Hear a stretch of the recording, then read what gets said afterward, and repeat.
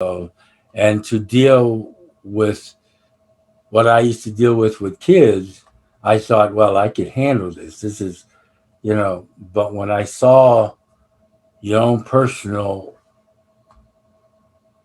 you know, uh, person and your own personal blood up there in that ladder, I didn't know what to do. I didn't know how to react. I was shocked. I looked at my lovely wife who was in tears and just screaming. I didn't know what to do. But for some reason, we recollected ourselves and got him situated, got him down. And then that's when we started calling who we needed to call.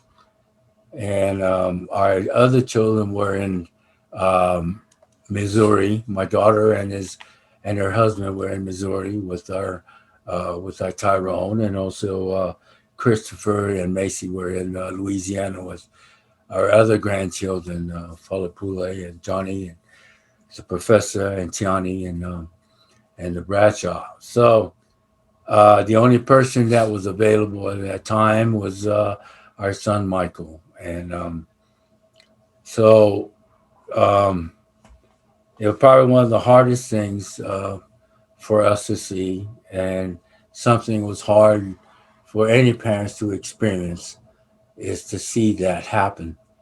But you know, because of our Heavenly Father and His plan, and because of the testimony that we have of the gospel and we have of Jesus Christ and His atonement, it made things a lot easier. If that made any kind of sense to some of you, it made things a lot easier because our heart was full. It was sad, but it was full because we understood the gospel and what it does. So from that point on, we Dottie and I, my wife and I, got into the house, and first thing that we thought of and did was get on our knees and pray to our Heavenly Father for direction, for the calmness that we needed to have, and for the patient, the emotional uh, blessings that we needed to have to be able to face this tragic situation. And you know what? We were blessed at that time. And that's why, we have a great testimony of our Heavenly Father and His love for us. And there's a picture in my house that has our Jesus with his outreach hand. And when we said our prayer, we looked at that picture, and it was like he was saying, "He will be fine." His hand was outstretched to let us know that Robert was in a good place. And that's why I think of my humanness, if there's such a word, that I felt the sadness, but at the same time, my heavily emotional, became very. Uh, it was good. It was very good because I was calm, and my wife and I were very calm, and we were strong. We were strong to do to face this situation together. And then when our kids came together, and that's when everything in our house was once again complete because our circle came a little smaller circle, but the circle was completed with all of our children and our grandchildren there with us. So um, that's what makes us survive. And of course, our families, extended families, and also great friends who supported us, kept us, kept our feet grounded, and made us realize that we do have support and we do have great friends that will be there for us. And it's something that old Robert also received because he had a lot of friends that came to pay their last respects to him. So I hopefully that makes the explanation will make some of you understand where I am. Yes, I am bitter.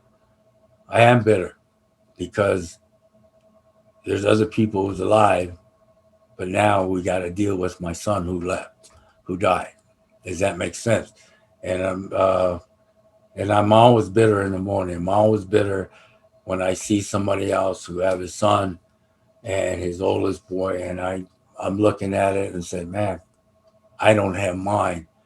But at the same time, the 39 years that I shared with my son was probably the best things that ever happened, and those are the things that will always be etched in my mind for eternity.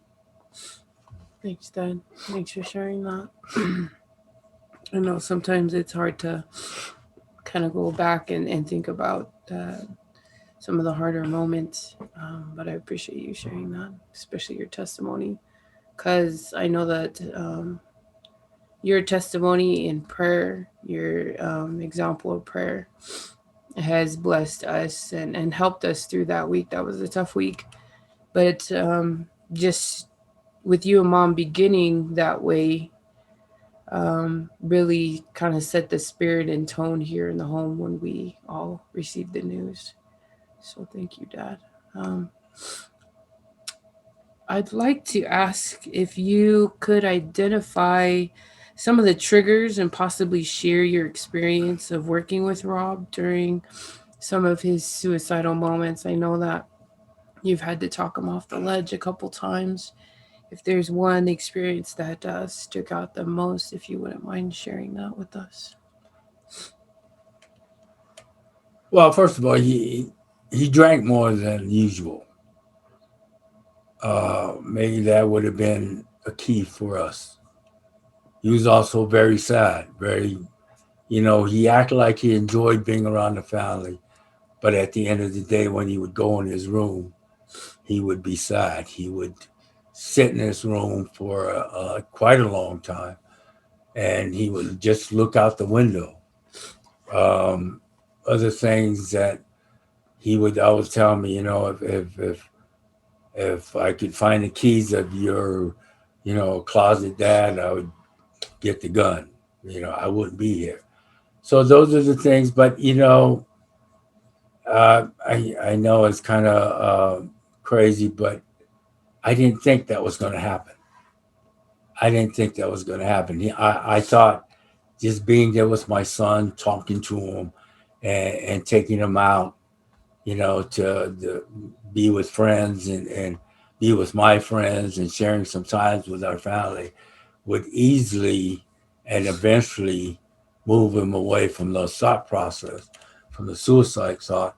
And also, he was very happy with his lady friend that he was with, and she brought him a lot of joy. So I figured that would, that would suffice. So I never really thought that he was going to do that, um, even to the day, the last day that he was here. Never thought he was going to do that until we found him. So, there's really no key component to look at that makes you always on edge, because you're always on edge anyway. When he tells you that, but you don't think about it. It's okay. He's been telling me this for the last 2 or 3, weeks. Okay, that's all he's saying. He's trying to say to me. He's trying to tell me, Dad, I'm going to do this, but it's like a warning. So break it down. I talk with him and do the talking, and he'll say, okay, okay, and then he'll move on. But never in my mind, I thought that that was going to happen to my son. Um, so, as far as looking at certain keys and certain, I know there's a lot of stuff that they said that, when you're happy or when you give stuff away, it's kind of like an indication of, of, that this is the last time. But there was no indication at all. The only thing that I knew is he was drinking quite a bit, and he was always mostly mad at things that happened, and but he never would strike me as he would take his own life. Never. So it's something that now I have to look at it again and say, well, maybe if I would have done this, if I would have done this, if I would have done this. But you know what? The reality of it, you really don't know.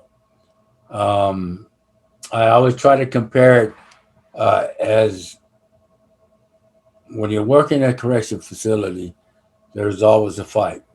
You also hear rumors of fight, but then you have all the security that you need out there in that one room, right? And you're thinking, I've got 10 security guards, I've got 20 kids, I've got it under control. But it never happens because what happens is when that kid walks up to the other kid and punches him in the mouth or whatever the case may be, that's when you react, but the fighting is over. If that makes any sense, if that analogy if it makes any kind of sense, you could have all the components of what you know, but when it does happen, it happens. It's going to happen because he's going to have one edge over you is that he knows when it's going to happen. That's all really I can explain, right? Thanks, Dad. Um, so,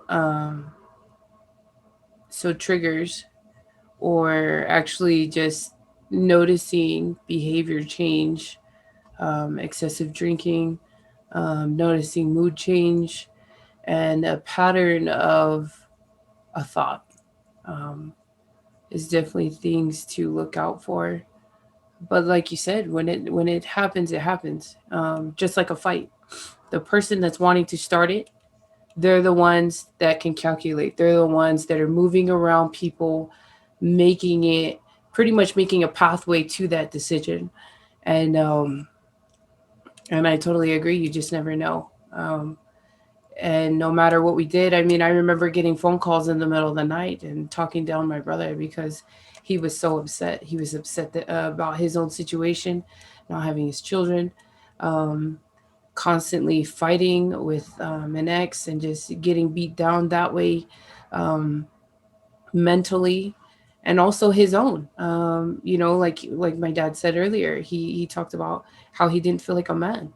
Um, there's a stereotype of a man who works and who provides. And talking to my brother through some of those moments, I recognize now that that's what he was moving towards. He was showing me that I'm moving this direction and there's no way you can stop me. And it's unfortunate, and um, there's nothing that can counteract that at this time. But there's definitely wisdom in knowing now from our point of view. So I do appreciate you sharing that, Dad.